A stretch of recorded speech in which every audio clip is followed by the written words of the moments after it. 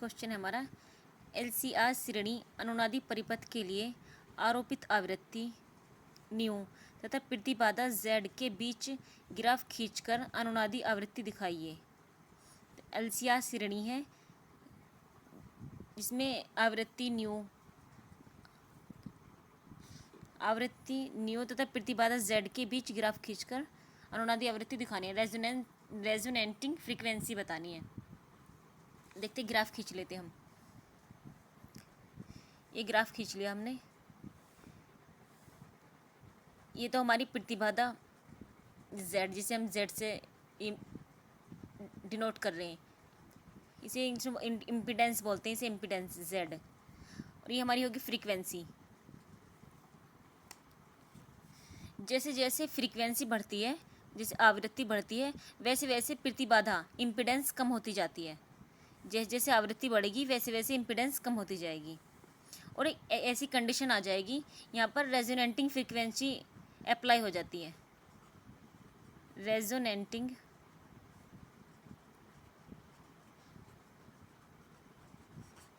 Frequency,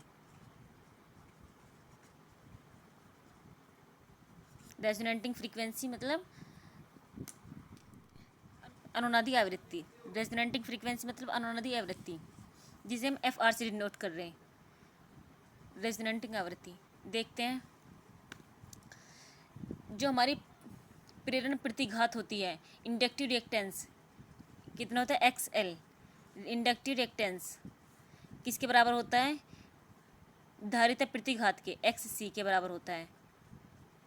धारिता प्रतिघात मतलब capacitive reactance के बराबर होता है। जो इंडक्टिव रिएक्टेंस है हमारे कैपेसिटिव रिएक्टेंस के बराबर होता है।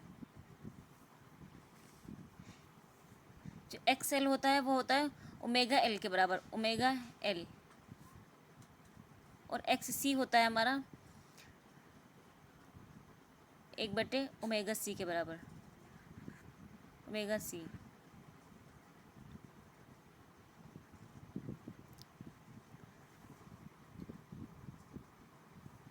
ठीक है, आगे देखते हैं। यहाँ पे XL का जो मान होता है, ओमेगा XL का जो मान होता है वो होता है 2πfL।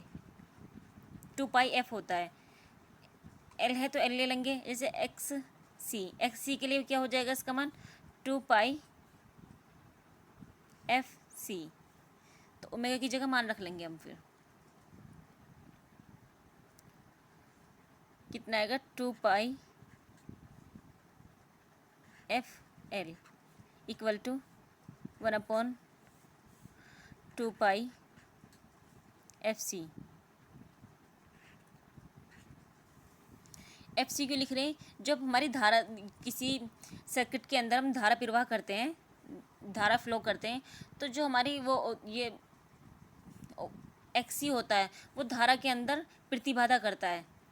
प्रतिबाधा करने के लिए तो ये हो जाता है धारा I का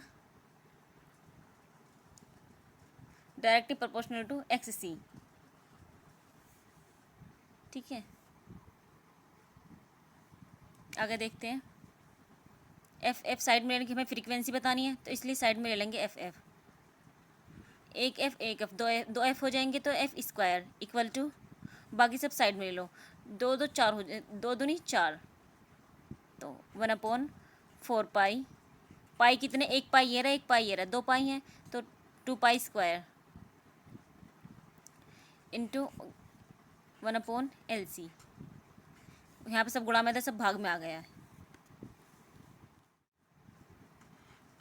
F² 1/, हम 4 को 2² भी तो लिख सकते हैं ना, 2 की घात 2, ये भी 4 ही लिख रहा है। ठीक है, 1/LC। अगर कहीं से हमें घातें हटानी हो, मतलब पावर हटानी हो, तो हम दूसरी साइड में अंडर रूट चढ़ा देते हैं। तो यहाँ से हमें घातें हटानी है ये, तो इस पर अंडर रूट चढ़ जाएगा।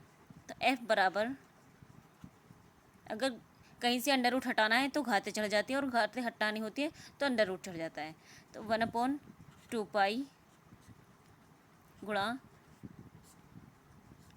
Under root LC।